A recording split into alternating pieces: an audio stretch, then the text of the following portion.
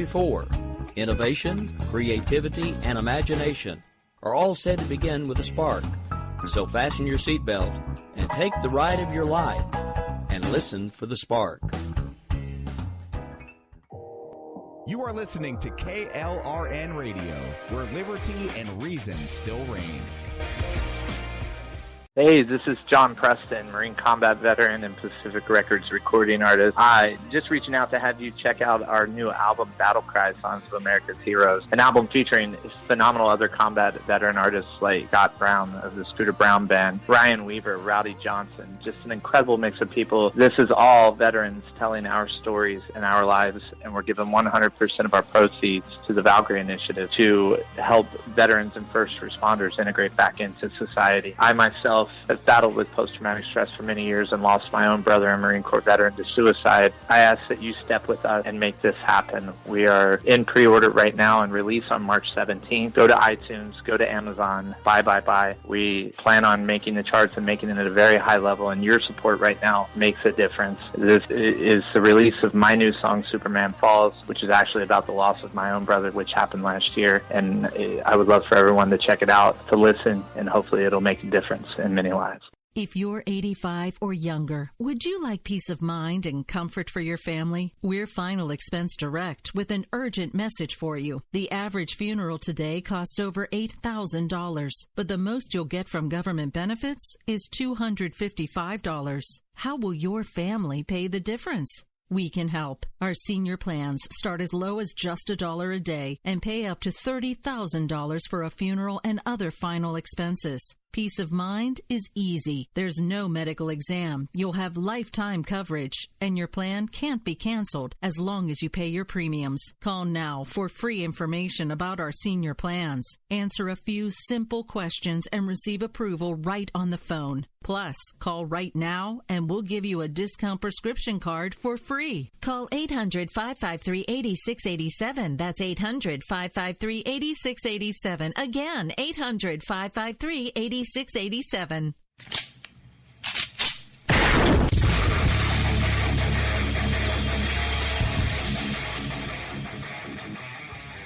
This is Slickery Trigger for Rebel Road Tactical. With proper care and feeding, your pistol will be ready when you need it. There to save your life. Shouldn't your gear be that good? Whether you need a holster for comfortable everyday carry or a tough-as-nails holster for your next training course, Rebel Road Tactical has what you need. Check us out on the web at rebelroadtactical.com.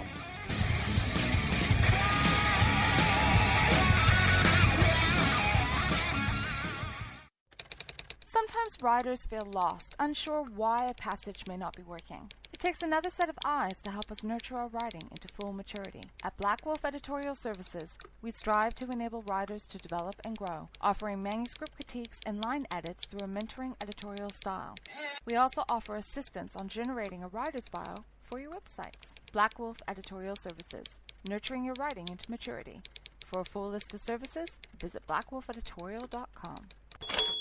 Here's George Foreman with InventHelp. Hi, I'm George Foreman. Do you have an idea for a new product or invention? People ask me all the time, George, how do I get my idea in front of companies? How do I get a patent? What do I do next? Do you have the same questions? I'll tell you like I'll tell them all. Call my friends at InventHelp. Call InventHelp today for free information. InventHelp has been helping inventors for more than 30 years and has sales offices nationwide. InventHelp can submit your invention to companies who are interested in receiving new ideas. If you have an idea and want to try to patent it and submit it to companies, you should call InventHelp today for free information. Listen, I can't guarantee a company will be interested in your idea, but I believe every inventor deserves the opportunity to step into the ring and take their best shot. Put InventHelp in your corner. To get your free inventor's information, call 1-800-353-6490. That's 1-800-353-6490. Again, 1-800-353-6490.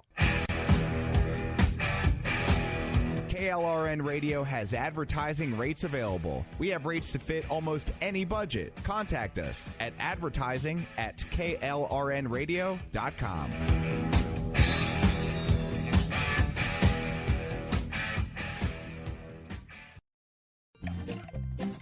Pink fluffy unicorns dancing on rain.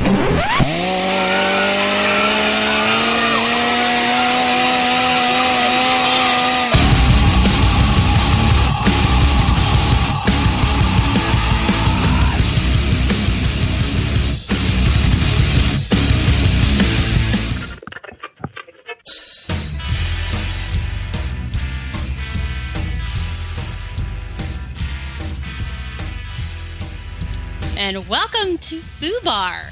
This is Tits McGee. Bunny has the night off. Just kidding. It's Bunny. Hi, guys. Welcome to the show, and thank you for being here tonight. It's been a long time. Wow. You know, I'm feeling really old now and a little rusty, so bear with me as we get going, and I just can't believe we're doing this again. I'm your host, The Foo, or Bunny. You know, and I like calling myself The Foo these days because it's like that whole talking in third person like The Rock, but I'm not nearly as cool or as buff or as hot as he is. But it's cool. I'm The Rock. I'm The Foo. See how it works out? Yeah, but hey, it works, and we are live on KLRN Radio. Guys, thanks for being here. This has been a long time coming. It's been almost 2 years. It actually has been 2 years since I've been on the air by myself, and it's actually been nearly 2 years since I've been on the air at all. So thank you for being here. Thank you for still caring if I'm on the air yapping about nothing. I actually have some people I need to thank. I know it's totally boring, and I promise we'll get to the whole making fun of idiots here shortly, but I got to do this. So first and foremost, I got to thank my producer, Rick, who's putting up with me again. He's always been there for me. He's always had my back. Michael Kaminsky, guys, he's the guy who actually built the intro you just heard with the cute little unicorns and then the chainsaw and the screaming, and then we brought in one shot. He did all that because he's a nice person. He offered. People are nuts. Also, I need to thank Tots for Masses, who built a bumper you'll probably hear on KLRN Radio. Artist Angie, who's my Twitter wife, she designed the logo. My fam, including my bros for keeping me sane, like the Road Beer, Ian, Musket, Grouch, who, by the way, is on right after me tonight, guys. And he has the Misfits on, so you're going to want to listen because that's going to be rad. He's rad anyway, but those are great guests. And you got Beaker and Tobin and Laz. People are good, and life is crazy. And that's enough said. And we're here. You know, the last time I did this, Obama was still president. And I got to be honest, it was a hell of a lot easier doing this with a Democrat in office. Because every day there was something that ticked me off enough to go on the air and talk about it. But now we have a Republican in the White House. And that makes it a little more difficult. And I think later on tonight when Austin Petersen's here, I know you guys, oh my God, Austin Petersen. When he's here later, we're going to talk a little bit about trying to work within a Republican leadership majority, having a Republican in the White House, and still not being able to shrink government. What are we doing wrong? What are they doing wrong? How do we make this work? What do we need to do? And so I'm hoping Austin, who is Mr. Liberty, can shed some light on that. But it's different. It's really different. And I don't know, you know, a lot of these folks have been doing radio and have not stopped doing it. And so they did that whole transition thing. And I didn't. So I'm having a really interesting time figuring out how to cover this and how to cover Trump. Because if you know me, you know I'm not exactly his biggest cheerleader. And that I spent a long time trying to knock him out of the primary because I just didn't think he should be president. You know, I wasn't sure about him being a Republican even. So it's been really interesting because I decided after he won, what I had to do was take a step back and look at what he's doing well and giving him credit for that. And the things he doesn't do well, raking him over the coals for that. And that's a little different. You know, when it was Obama, it was really easy because he screwed stuff up all the time. You know, the guy couldn't go a day without making a fool out of himself. And it feels like even if Trump is making a fool out of himself, we don't have an opportunity to even look at that because the media is so damn ridiculous that even though I never really supported Trump, even though I'm still not a huge fan, they are so ridiculous that it's hard not to defend what he's doing. And be honest with you, I can't even tell you what he's doing most days, even though my real life, I watch the news 24/7 because there is so much noise. There is so much drama. There is so much ridiculousness on the left and in the media that it's hard to figure out what's really going on. And so for me, coming back to this, I'm trying to figure out the best way to figure out what he's doing, what's good, what's bad, and what we can all do, because we have to have a goal. I think otherwise we're just on the air to hear ourselves talk. And granted, I'm probably one of the first people to admit I love the sound of my own voice. But I think if we don't have a goal that now that we have all this authority and all this power, that we voted all these Republicans in when they said, hey, vote us in and we'll do all this rad stuff. And they're not doing any of this rad stuff. So we got to figure out, what do we do now? Is this about voting them all out? Is this about holding them accountable? Is this about a third party? You know, we are kind of at a place where we spent 8 years bitching on the sidelines. And I'll admit, I was totally bitchy on the sidelines. And that's easy. It really is. It's easy to stand on the sidelines and going, you screwed that up. That's stupid. Why'd you do that? But now we have to figure out how to govern.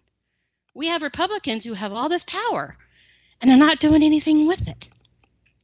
They are taking Obamacare and putting lipstick on a pig and then trying to sell that like it's some great piece of legislation. You know, what gets me is that while Obama was president, they put a clean repeal bill up to Obama 60 times. Not 6, not 12, not even 20, 60 times. And suddenly they can't figure out how to do that? Now that the bill could likely get passed, they suddenly don't know how to do it? They had the damn thing written 60 times. What's so hard about putting it in front of Trump, who will sign it? I guess they knew Obama would never sign it.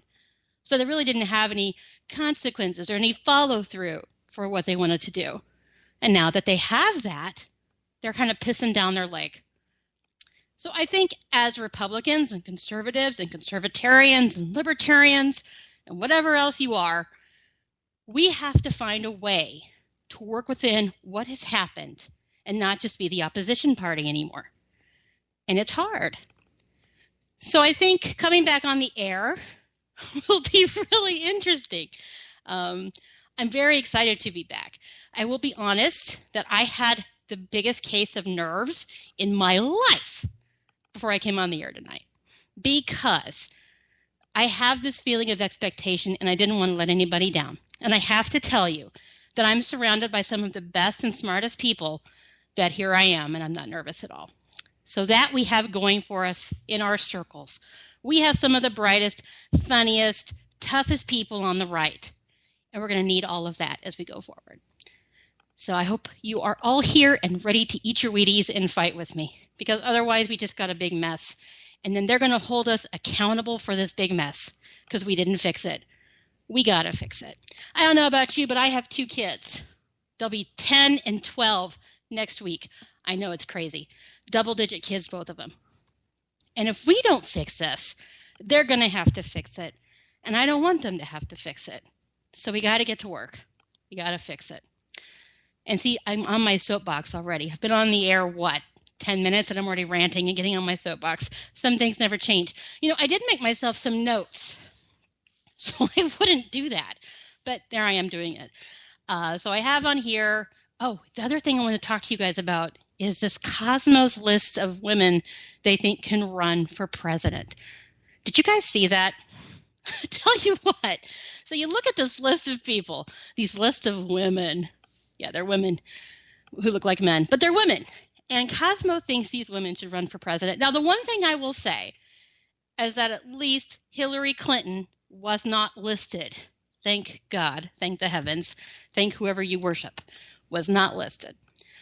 But, you know, Elizabeth Warren and Kamala Harris, and I think Oprah was in the picture, but not one Republican or conservative woman. Nikki Haley is a badass. Where is she? Why isn't Cosmo paying attention to Nikki Haley? Nikki Haley went to the UN and thumbed her nose at all of them. She would be fantastic. Condi Rice isn't listed.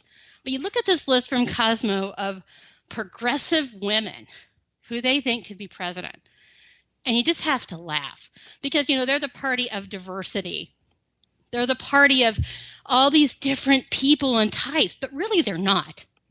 It kind of came to pass in the 2016 election when they had a bunch of old white people running and we had a ton of different types of folks running, women, men. We had Rubios, we had Cruz, we had all these different diverse candidates, and they had a bunch of white old people. But yeah, they're the party of diversity. And the Cosmo article kind of proved that they're really not. That the only women that they're interested in running are progressive women, which irritates conservative women like me.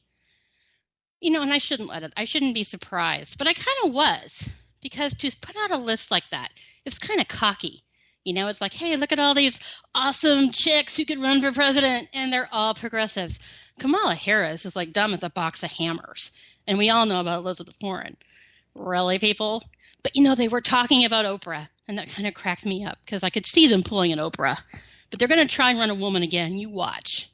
They're going to try and find a woman that can run against Trump, so they can play the Trump is evil to women card, and they'll play the, that he grabs them by certain body parts card, and that will be everything they do in 2020. They're going to try and find a woman.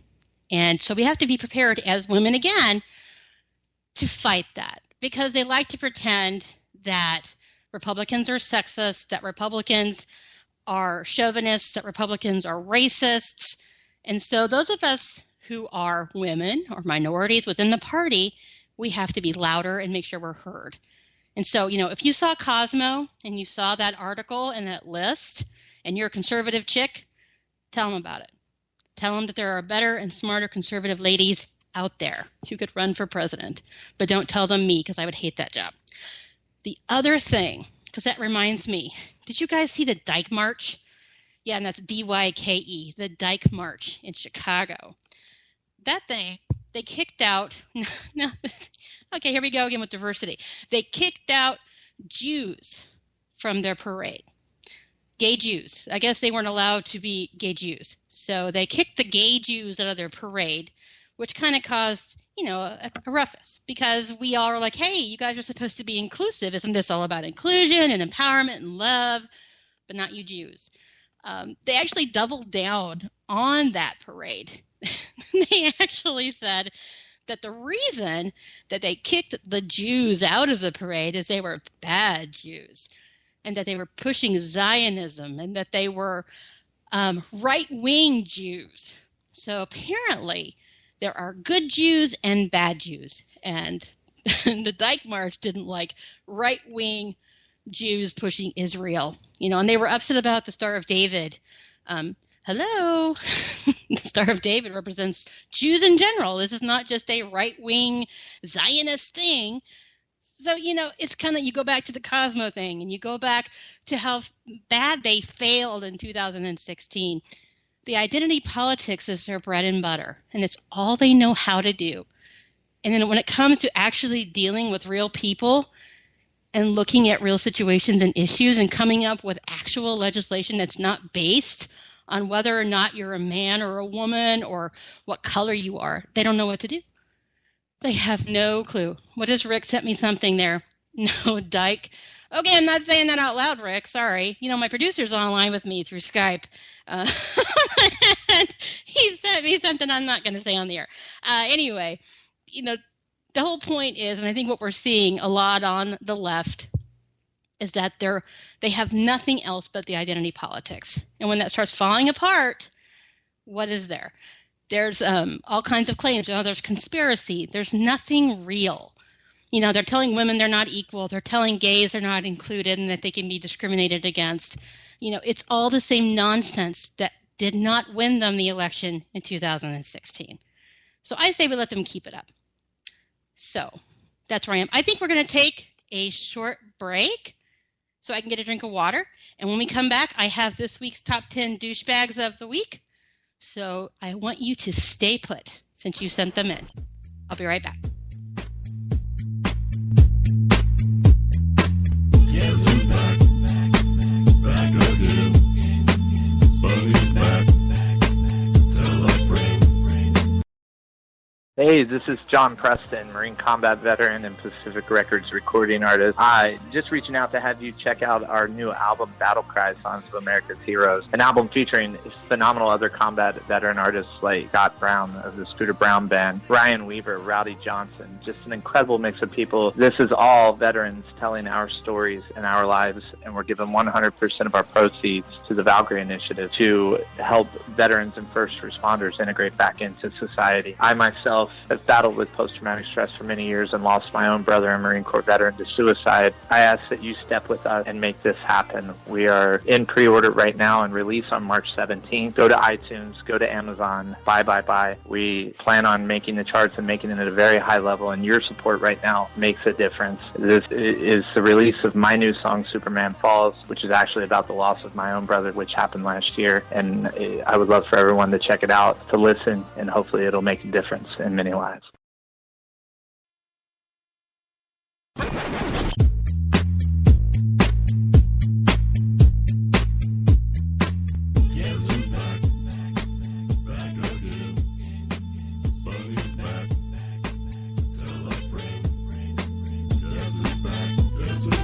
Isn't that awesome?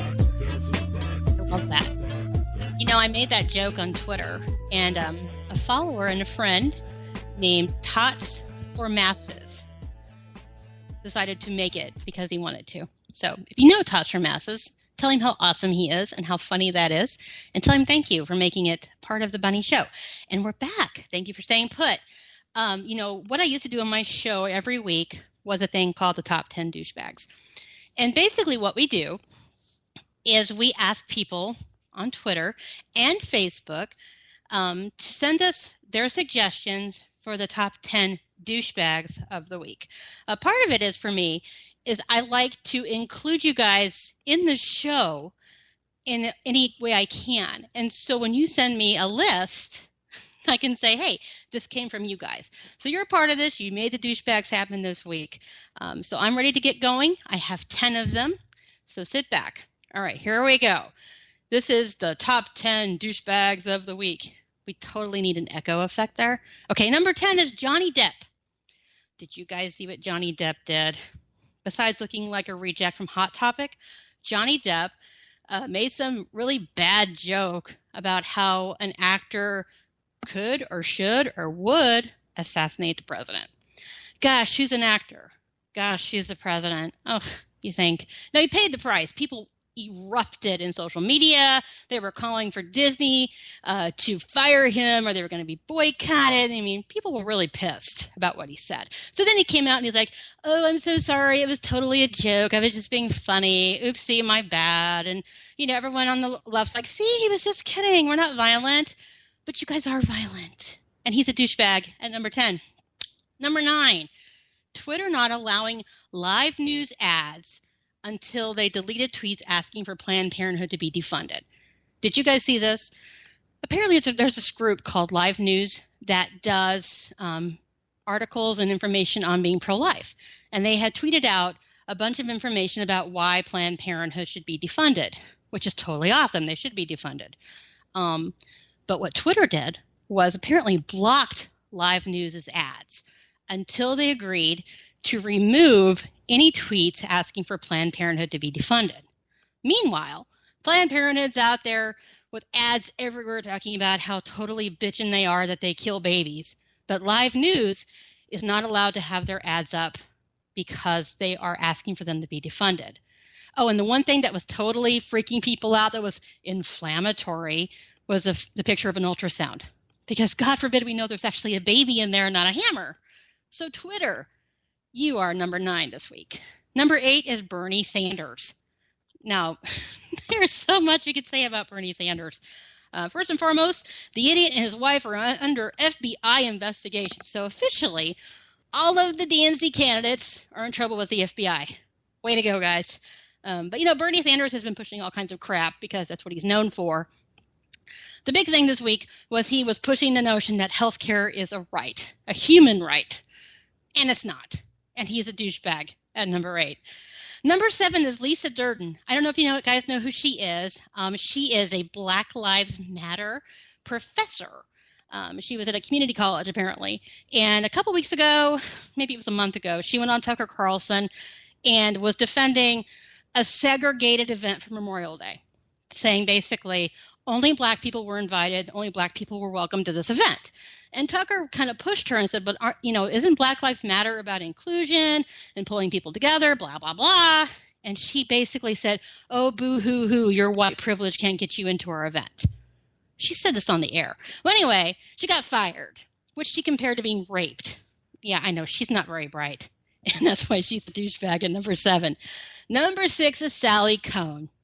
Oh, Sally, Sally, Sally. You know, just last week, Sally was asking people to turn down the violent rhetoric. I guess a Republican getting shot and almost dying because of rhetoric, maybe that resonated with her finally. Apparently not, though, because yesterday she shared a tweet from another idiot, and it was a poster of Paul Ryan looking very sad, and that he was a wanted man for going on a killing spree in 50 states. So basically she implied that Paul Ryan is killing all these people in 50 states, and that he's wanted. Gee, I wonder what someone on the left who's totally that's not crazy is going to think when they see that this Republican is going to kill them all. It's like she's trying to incite violence. You know, and she got called out. Ben Shapiro went after her like crazy. Twitter exploded, and she had some half-assed apology that she's very sorry, whatever she sent out offended people, blah, blah, blah. But we know she's not sorry because she will do it again, which makes her a douchebag at number 6. Number 5 is Michael Reed, who you probably don't know. Michael Reed is a 32-year-old idiot in Arkansas who decided to run his car into the Ten Commandments monument. Apparently he had an issue with the Ten Commandments being up on public property. So he ran a vehicle into it and likely will end up in jail.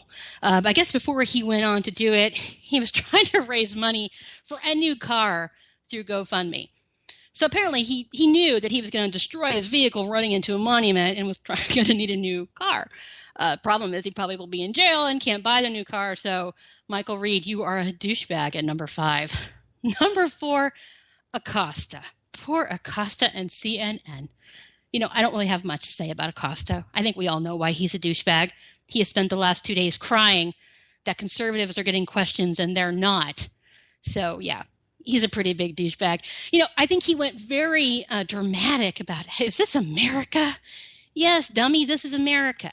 I know it got really easy with Obama only talking to you guys, but this is not your circus anymore, boy. You're done. And you're a douchebag at number 4. Number 3 is Republicans putting lipstick on a pig and trying to call it their new health care bill. You know, we talked a little bit about this earlier and the issue we're facing with having progressive Republicans basically representing us. And they're huge douchebags because they were going to hold a vote and say, hey, look what we did. And then Rand and Cruz and a bunch of others, it was Johnson, they were like, hey, dude, we're not voting for this crap because you didn't do what you promised the people you would do. So Mitch McConnell and the other Senate Republicans who are ready to try and push this garbage, y'all are douchebags at number 3. Number 2 is Hillary Clinton. Oh, you know, we had to involve old Hillary. You know, she decided to call the Republican Party the party of death because that's not violent. That's not going to incite anyone.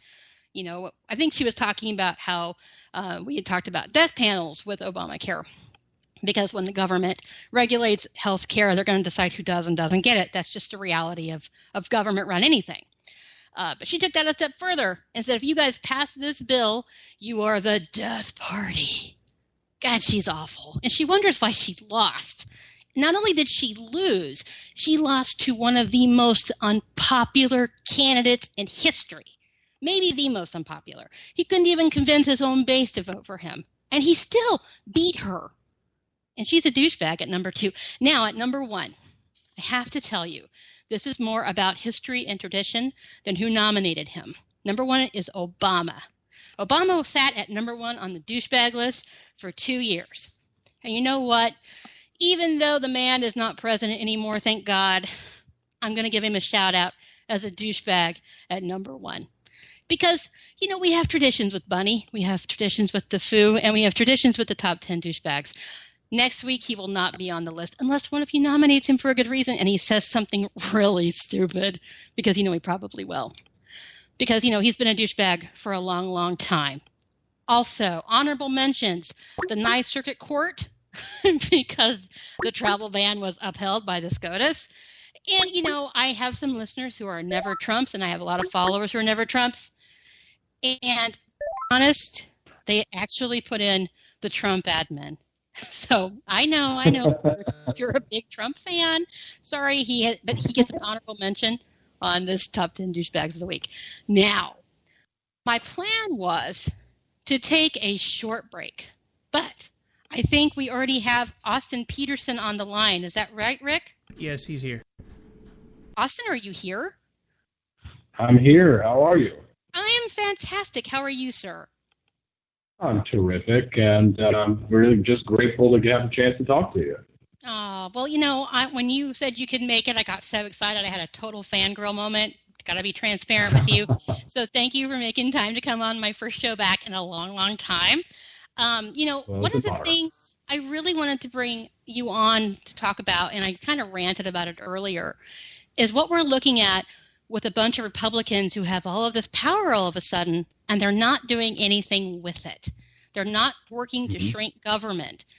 So I guess what I'm looking to you for is some, words of wisdom or some advice or what you think we can do on the more conservative, libertarian side of things to maybe work within that and make it happen. Well, I think a great female author once wrote that the truth will set you free, but first it will piss you off. And the reality is that I think that they're terrified. You've seen what's been happening with all of these town halls. And yes, many of the people that show up to these town halls are Democrats and, Soros-paid goons that are there to show up to promote the leftist agenda.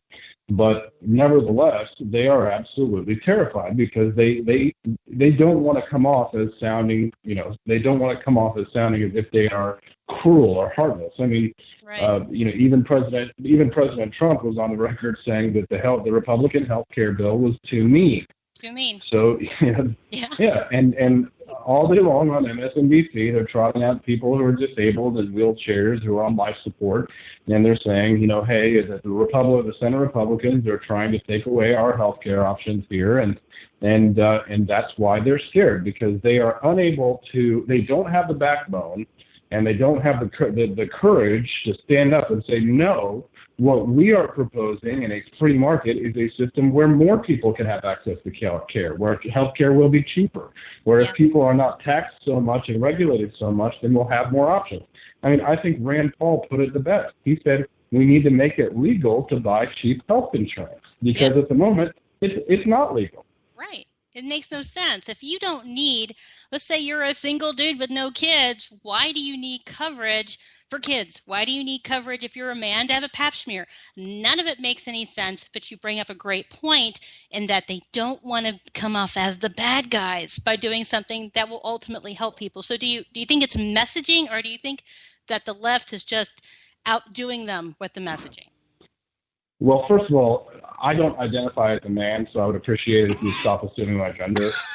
I'm so sorry. That was so cis-normative of me. My bad. Thank you. So I just want to say, for the record, please don't categorize my gender. The problem is that the left controls the media, so the left controls the narrative. And so when you have a dominant media establishment that is setting the narrative, then many of the people who watch cable news all day long don't know the difference. And we've seen alternative media platforms rise up and start to counter that narrative. Certainly, your podcast here is one of those that's out there that's making waves and educating people on what's right and what's true. And that's true citizen journalism, which is making a big difference. But we're just not there yet. I think we're in a big transition phase. But you know what the real problem is, and this is just, again, another one of those things that's true but not fun, is that we're just not very sexy on the right. Conservatism, let's face it, but if you say conservative, if you dress conservatively, well, then you're not dressed sexy. And certainly I think the ideas of liberty are sexy, but we're not very good at selling it, because with the fact that our coalitions come along with the conservatives, right? We have libertarianism with conservatism. There has got to be some kind of middle ground between a sort of a puritanical approach to politics and the fat, naked dancing guy smoking a doobie saying, "What is Aleppo?" Right? So I wasn't going to bring it up. I wasn't going to say it, but when you got a naked guy with a beard dancing around his underwear, it's a little hard to take you seriously. I'm just throwing that out there. But I'm not going to say he was a guy. I'm not going to assume his gender, although I could almost see his gender. Go ahead. So again, we need better salesmen for our ideas. Because let's face it, I mean, liberals, they've got the sex appeal, they've got Hollywood, they've got the media. They can dominate the narrative because young people are going to be attracted to things that are cool, edgy, and that's just how it is. I mean, not that Bernie Sanders is all that attractive, but I mean, certainly free stuff. Come on. Yeah, Bernie Sanders? Yeah. No, not my type. Not really. Sorry. Go ahead. If I was into old, then Ron Paul would probably be my homeboy. But he's not a bad-looking cat. His son is really cute. I'm just throwing that out there. I'm oppressing men. Yeah. Sorry. Go ahead. The people are going to get the wrong impression of me. Just so you know, my tongue is firmly in cheek here. But I think that when it comes to getting the Senate health bill right now, it appears to be dead in the water. Although I wouldn't rule Mitch McConnell out. He is a wily politician. And for all we know, there could be some sort of midnight, agreement that could be made right before the 4th of July. And we may see a bill. It's a dangerous time right now because if we don't, it's when you're not paying attention that all the worst bills get passed. Like Christmas and Eve. You can look at Yep. Take a look at one of the worst years in American history, 1913. They passed the 16th Amendment. They passed the Federal Reserve Act. All of this anti-freedom legislation, and they did it in the Christmas, while everybody had gone home. So we hope that our legislators will stay and fight the good fight. And I think we have a few of them who are willing to have that fight still, but some of them, I think you're right. I think they're a little scared because there is this whole faction on the right that got painted as this horrible group of people. They're Nazis and they're racists and they hate people, and they, I think it's really hard not to get tied into that. And the other point you bring up is we're not sexy. So how do we get sexy? How do we get people excited about liberty? I'm like you. I think liberty is awesome. I think it's the sexiest thing out there. How do we get other people to figure that out? I don't get it. Well, here's the thing. The biggest problem I think we have is with the young people, right? It's on college campuses. This is where you see, the young kids are getting indoctrinated with Marxism, right? They're getting indoctrinated with sort of, the whole leftist agenda, and we see it on these college campuses where, the anti-fascist movement, Antifa, is out there at Berkeley, and they're stifling free speech. And these kids have no concept of American history or the principles of liberty, and they're told from an early age that all white people are racist and that this is a patriarchal system, and that they're and they have to compete in the oppression Olympics in order for them to have value, right? Intersectionality, right? It's the whole concept of if you're more oppressed, then you get more participation trophies or awards or whatever. Out victiming the next person, which kind of happened at the Dyke March. Well, we're lesbians and we are way bigger victims than you Jews, so get out. And that's what's happening in a lot of these. Like the Women's March was the same deal. Who's more oppressed, women or black women? Right. It's a disaster. So, yeah, absolutely. Right, and don't get me wrong. I mean, I want to live in a world where gay married couples can defend their marijuana fields with fully automatic machine guns. But say it. Yeah. Yes, I agree.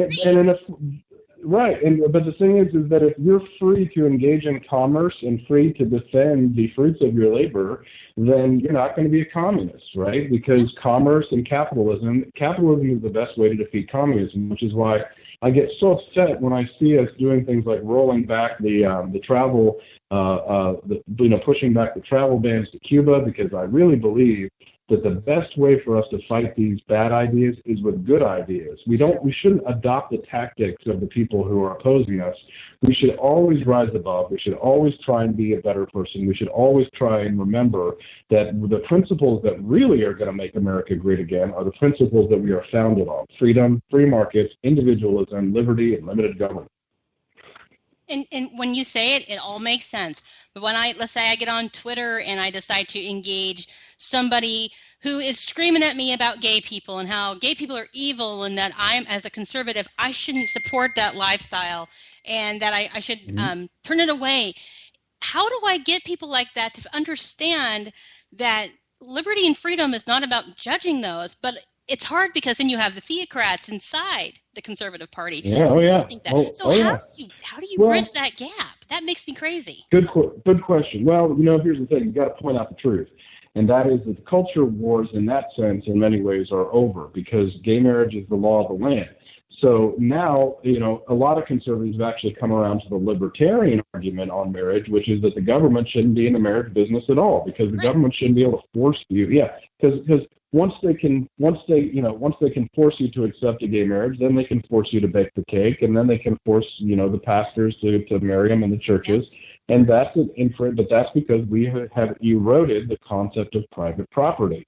And listen, if somebody in my town is being hateful and they're like, well, we're not going to bake cakes for Jews. Well, then guess what? If you're not going to bake cake for Jewish people, I'm going to stand outside your property with a Star of David and say, "Go Jews!" I'm going to bake cakes for the Jews, and I'm going to fill that market need. Right, but that's the thing is that that's me. Yeah, I'm the capitalist. I'll bake the damn cake. You bet. Listen, Martin Luther King said that hate cannot drive out hate. Only love can do that. Darkness cannot drive out darkness. Only light can do that. So we really need to get back to foundational principles. And we have right now. I think the anger, the ocean of anger is what sort of propelled Trump into office because of it was a backlash to the despicable hatred and racism and just absolutely disturbing tactics that the left has been engaging in, and people were sick of it. I don't blame them. We have got to get back to the principle that I really think that the principles of liberty come out of love, because in some sense, if you believe in liberty, then you believe in loving your fellow man because you trust them enough for them to be free. And that's what we should be about. So I want to civilize society. They do not trust.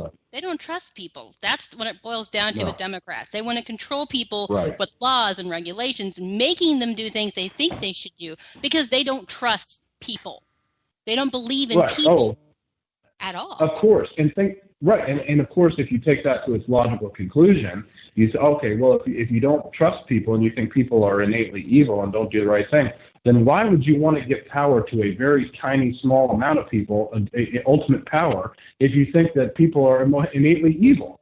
So that's the last thing you want to do is to concentrate power into a small amount of people's hands. I mean, they're so naive. They think that we'll get the good people and we'll give them the power. But it's good people. It's the road to serfdom. It's the road to serfdom. It's all it is. It is, but they're fine because they want to be that ruling class. You're too dumb to think for yourselves, so we're going to pass laws that will help you live your life, and then you'll do what we want you to do, and we'll stay in charge. It is all about elitism, and it is a ruling class. And I think the idea of freedom scares the hell out of them. Because with freedom, you can screw up. Your life could be crap, but you've made those choices, and you should be able to make them without having to worry about the government telling you what to do. I can't see how that's not sexy. I don't get it. How is that not sexy? Live your life. The truth is that you're right. Freedom is dangerous as hell, but I prefer it to the alternative. I think Thomas Jefferson had a famous quote that I like to bust out when he said that timid men prefer the calm of despotism to the boisterous seas of freedom. And he's absolutely right. People are terrified. They're scared. They're scared of people coming across the border. They're scared of terrorist attacks. And why? Why is everybody so scared? They're scared because the media tell them to be scared all day long. The politicians gain power because they know that if they tell you to be afraid, if they hype the threat, then you will give everything that you have, including your freedom, for a false sense of security. I totally oppose it. Oh yeah, I think you should. I'm kind of like that. I always think of parents when I think of Republicans and Democrats, and that Democrats won't let the kid get in the water because they're scared the kid's going to drown. The Republican dumps the kid in the water and says swim. And I really think I've always kind of thought that way about the two parties when they really were two parties. Now, though, we have progressive Republicans doing the same stuff that progressive Democrats are doing. And that goes back to the whole Obamacare 2.0. They repealed it 60 times under Obama. Why aren't they doing that now? I don't understand. Is it well, again you remember, because they're mean? A lot of these people their districts, a lot of these people in their districts are on the exchanges, and they're scared that they're going to get their health insurance cut. But you know what? The thing is that I was one of the people who lost my health insurance when Obamacare was passed. My family Nobody cares about me. Oh God, yeah, no. Yeah, I was getting great insurance. Yeah, I was getting great insurance for less than $100 a month. I just started my own business, and then all of a sudden, boom. You were privileged. That's why. The same thing happened to my family. We had the same policy for almost 10 years through Blue Cross. Gorgeous policy. I had a premature child. It covered us in the NICU. It covered all her therapy. We were happy to pay for it. Obamacare said it was too good. They took it away from us. They stripped our insurance away. It wasn't people choosing not to buy it anymore, which is what really is the Republicans, what they want to do. You don't want to buy it, don't buy it. They literally took our plan from us, but they don't want to talk about that because, we just didn't know our plan was crap, and so we just didn't know any better. Again, going back to the idea that Democrats think people are stupid. People can't make decisions. Yeah. It's the same deal. Yeah. Isn't that ironic, Democrats calling people stupid? That is the height of irony to me, It is. Well, they're the ones who tell us how diverse they are, but then they only want certain types of women running for president. God forbid a conservative woman, a Joni Ernst or a Condi or a Nikki Haley says, hey, I'm going to run. They won't support that. But, that's the wrong. Well, yeah, but remember Karen Handel in Georgia 6? I mean, she broke the glass ceiling. First female congresswoman elected in that district. But she's the wrong type of woman to break that ceiling, so she doesn't count. Feminists were literally calling her a bigot, and that's why they wouldn't support her. And, Karen Handel actually handled that video really well. I don't know if you saw the video where they were claiming that she said that her faith wouldn't allow her to support a gay couple adopting. The left ran with that, and they said, look how bigoted she is. She hates gay people. Well, I watched the video. And what she said is, you know what, my faith does not, I don't support that personally. But the law says XYZ. The Supreme Court said XYZ. So it doesn't matter what I think. You're protected. You're fine. The law says otherwise. She was honest about who she is and what her opinions are. She didn't say, I don't like gay people. She didn't say anything hateful. She just said, personally, this is how I believe. And she did tell her how the law works. They called her a bigot for that. Yeah. Yeah, well, that's all they got. I mean, all they have is insults because they don't have any economics on their side, right? I remember watching Bernie Sanders versus Ted Cruz in that town hall debate. And the woman who was the business owner said, we cannot afford to pay for health insurance for these employees. It's like, well, then you shouldn't be in business. Have you ever run a business? Bernie, have you ever run a business in your life? Have you ever been anything but a tax sucker? I mean, your entire life. No. He's never created one single job. Yeah, no. He's never created one single job. Dude has 3 houses, and he had something about deodorant that he didn't like. He's just insane, and he's one of their main people. I don't get it. I had a woman today telling me that she believes Republicans want to hurt people deliberately, and that's why they passed the laws they passed. She believed this. I almost slapped her to prove her right, because are you kidding me? This is what we think. We think we want to hurt you because we want to get government out of your life. Yeah, I was going to knock her out. Right, I just hurt you. Merry Christmas. I think we're too polarized. Listen, during the constitutional debates, the Federalists and the Anti-Federalists, they had a lot of differences, and they had a lot of disagreements when it came to whether or not there would be a new government, a new constitution, because the Articles of Confederation had been unworkable. But the difference between the Anti-Federalists and the Federalists and the Republicans and the Democrats of today is that at the end, they came together, and despite their differences, they did what was best for our country.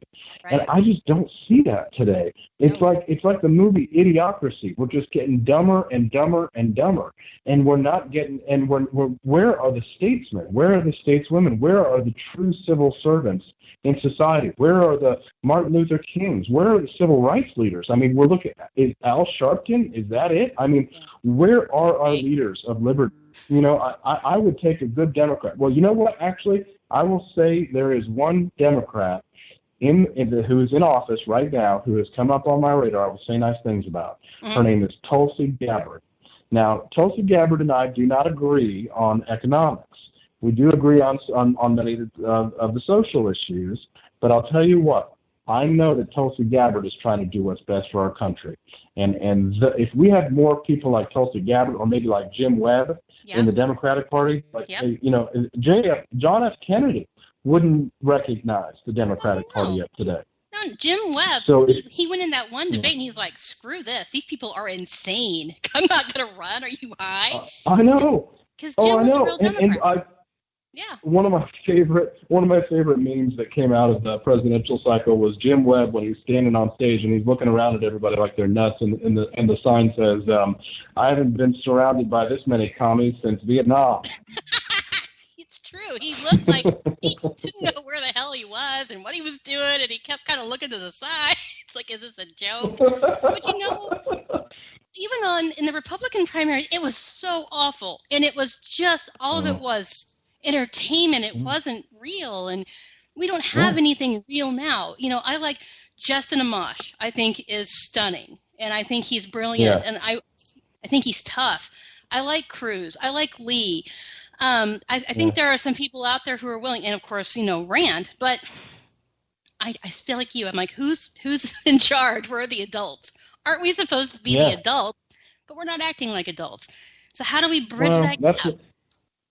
Well, that's partly the reason why I ran for office last year. Running for president of the United States, your first time ever running for anything as 35 years old, is a tad presumptuous.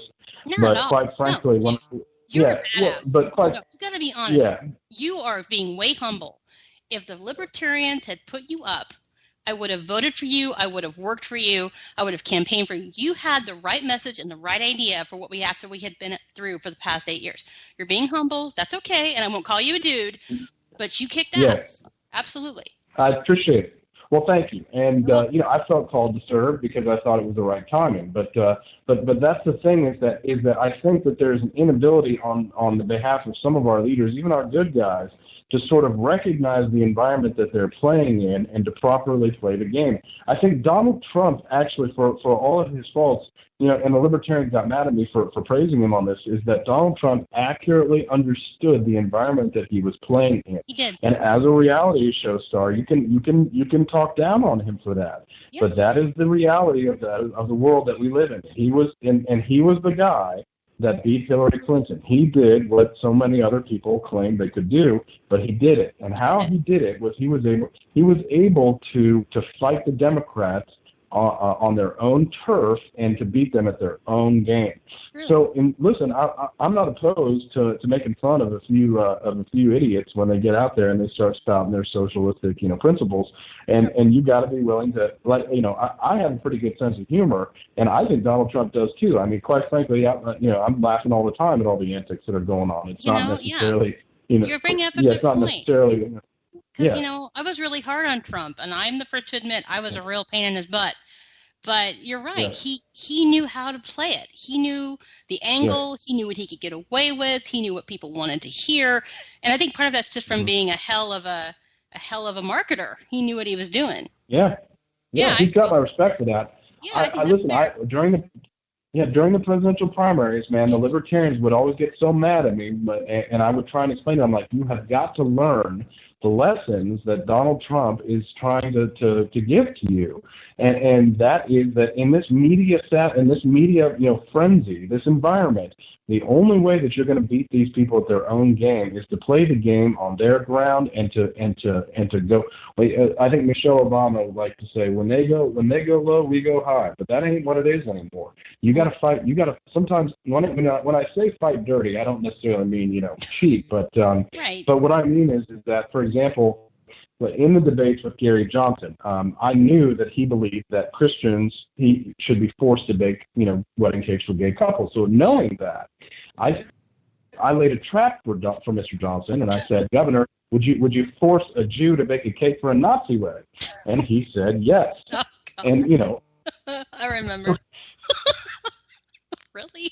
A little drama. But it worked. Poor Johnson. Yeah. I understand. Yeah. And I was so mad when they went with Johnson, and I got fussy with you even. I'm like, what the hell are you guys thinking? Just no. And I think Hey, we'll the guy threw my gun. I get trash. So I mean, there's not a lot of love between the two of us. But in you some were a ways, class act. You came out and you said, guys, we got to work together. You got to try and support, and you got to, even when people like me who were bitching and moaning, you're like, we got to figure out a way. And I did vote for Johnson ultimately because my daughter told me he seemed like the nicest one. He was the nicest one. Dude. Yeah, and he's got a lot of problems, but he also had a lot of positives, and I'll admit that. And the truth is that I just think it's.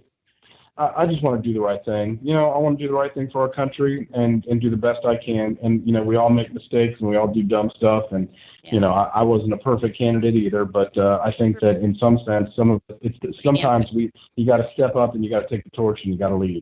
I agree. Sir, where do people find you these days? I know you have a lot going on. I know what people want to keep up with what you're doing. Where do they find you? What's the best place to look for you? Best place to find me, Twitter, AP4Liberty. That's AP, the number 4, Liberty. And then, of course, Facebook is Producer Petersen.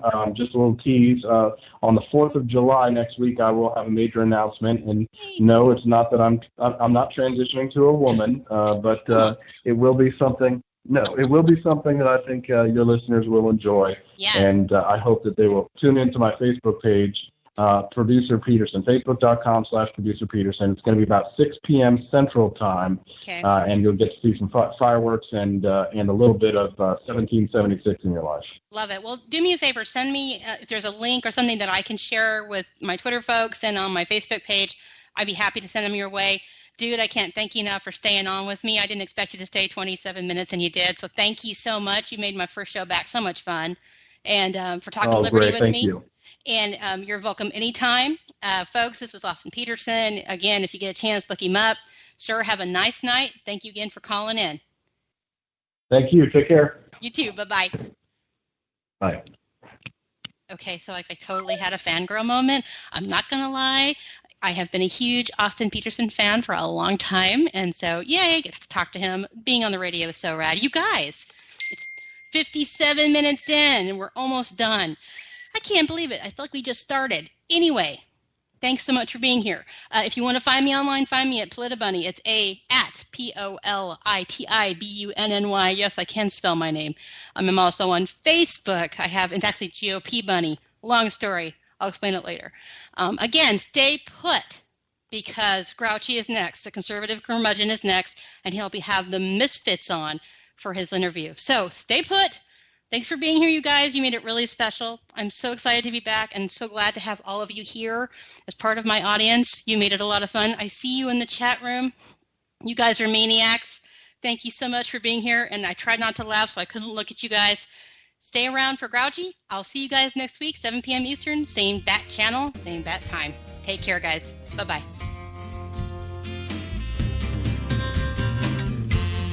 There is a place